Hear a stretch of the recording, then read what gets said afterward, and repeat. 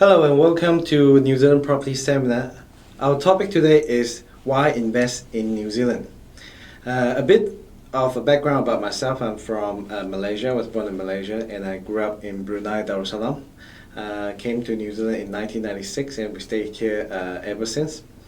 James Law Realty Limited is a company that I formed in year 2010. It is officially licensed in New Zealand and we are headquartered in Auckland, New Zealand. We have over 50 staff in over 5 branches and we are officially incorporated under the Companies Act 1993. We are also a licensed real estate agent under the Real Estate Agent Act in 2008. In terms of geographical location, New Zealand is right next to Australia, as we can see on the map. And our population is around 4.3 million as of year 2013. If we have a look at the population, Asian makes up about 9% of the population, and the rest, about 70%, are European from various countries. For most people who don't know about New Zealand is a clean, green country. It is politically stable and it is immigration friendly. So out of the Western countries, New Zealand is probably one of the friendliest countries for immigrants. We have world-class education and we're a big exporter of dairy products. If you have seen The Lord of the Rings, you probably know about King Kong and The Hobbit. They're all produced and shot in New Zealand by New Zealand directors and New Zealand talents. The director James Cameron is famous for his movie called Titanic and also recently Avatar. He has been awarded New Zealand citizenship and he will be producing 3 more Avatar movies in New Zealand, and that is projected to bring in over $500 million worth of investment into the country. As we can see on the slideshow, it is on the New Zealand Herald, the largest newspaper in New Zealand. 3 new Avatar films are to be made in New Zealand. Also, if we remember Spider-Man, the main actor is Tobey Maguire, and he is also investing to produce a major movie in New Zealand as well. If we know Tom Cruise, it's reported in the New Zealand Herald that he is also eyeing on New Zealand property. Shania Twain is also famous and she has been reported to have bought property in New Zealand as well. In terms of business environment, we are proud to say that New Zealand has been voted the top country in the world by Forbes magazine. And in terms of international budget partnership open budget survey, New Zealand comes up as number 1. We also have probably one of the least corruption in the world, and we have been ranked number 1 for lack of corruption. In terms of the World Bank's rating of ease of doing business in year 2012, New Zealand has been ranked just behind Singapore and Hong Kong. In terms of reputation, we have a pretty good reputation, and it is around top 10 in the world. So we have a very well-developed education system. As you can see on the slides, it has been ranked at the top in the OECD countries and Legatum Institute of Prosperity Index as well. For the index of a good quality of life, New Zealand is also ranked amongst the top in the world. And one thing to bring to your attention is the Worldwide Index of Human Freedom. New Zealand is sitting on number 1. In case you're wondering, which country invests the most in New Zealand? We have Australia, we have the USA, United Kingdom and things like that. So Australia is our number 1 investment partners, injected around $54.6 billion, and Japan is around $2.8 billion. So why invest in Auckland? Auckland is New Zealand's largest city and it is currently housing about 1.5 million population. If we recall earlier, we noted that New Zealand's total population is 4.3 million, so this is just over a third of New Zealand's population. So over the next 30 years, according to the Auckland Council, Auckland will need to house for an additional 1 million people. So over the next 30 years, we will increase to perhaps around 2.5 to 3 million people. By year 2031, Auckland will house 60% of New Zealand's population, and we know as a fact that 70% of immigrants come to Auckland, which means those people who are new to the country, they choose to come to, 70% of them choose to come to Auckland. And and Auckland is consistently ranked as one of the world's top cities.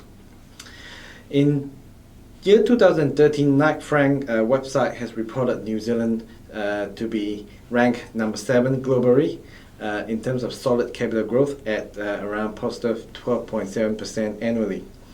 We are also home of the world-class universities, including the University of Auckland, the Auckland University of Technology, and Massey University. All 3 of these universities are in Auckland.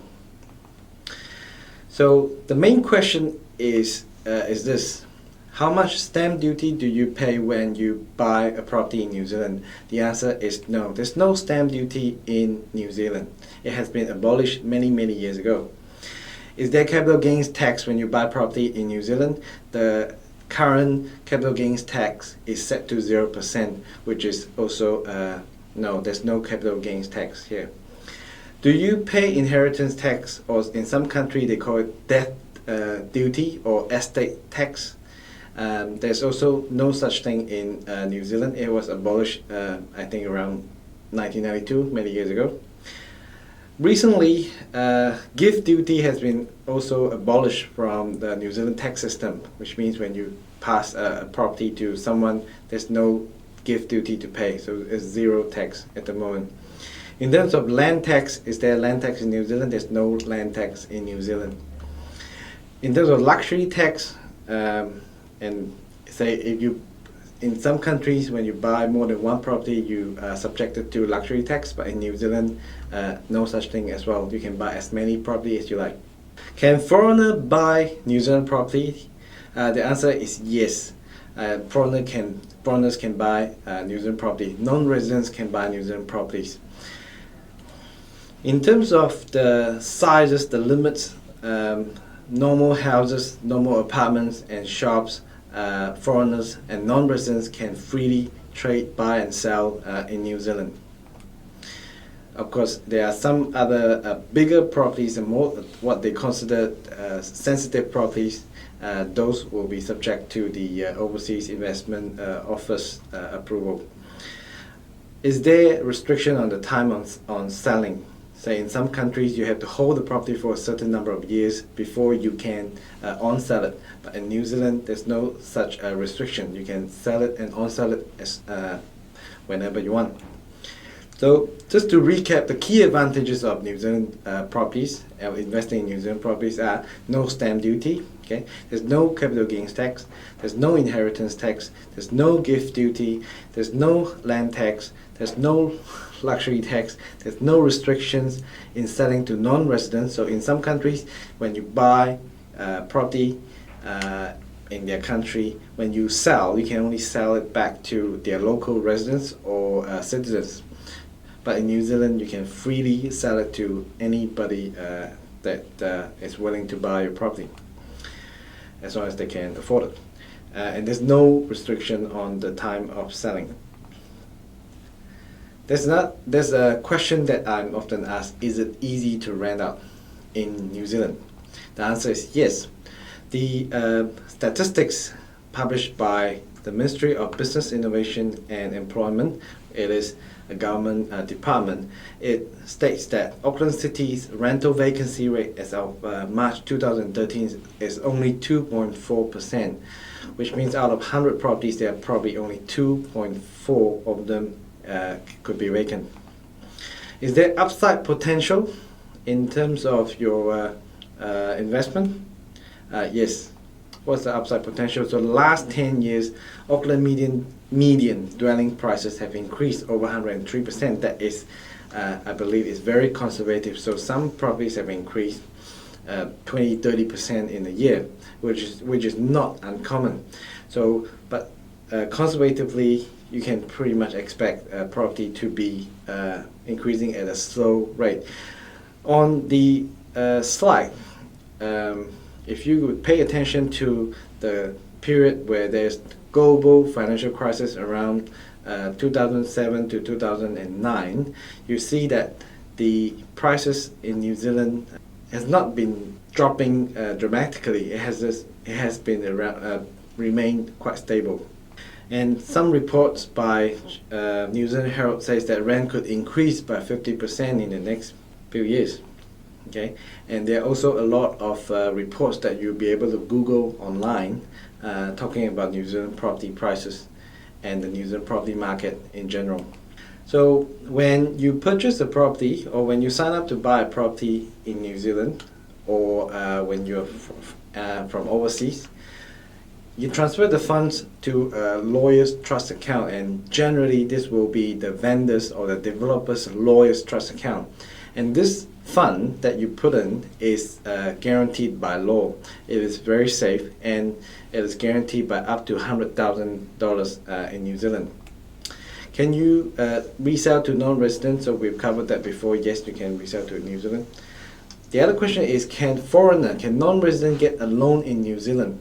For example, if you were to buy a New Zealand property but you don't live in New Zealand and you don't work in New Zealand and your income is completely overseas, can you get a loan from New Zealand bank? The answer is yes, and most banks will loan up to 70% of the purchase price. In the last few minutes, we have shared with you the benefits of investing in New Zealand properties. So in the next session, we will talk about the specific project that we are promoting at the moment. Thank you for watching.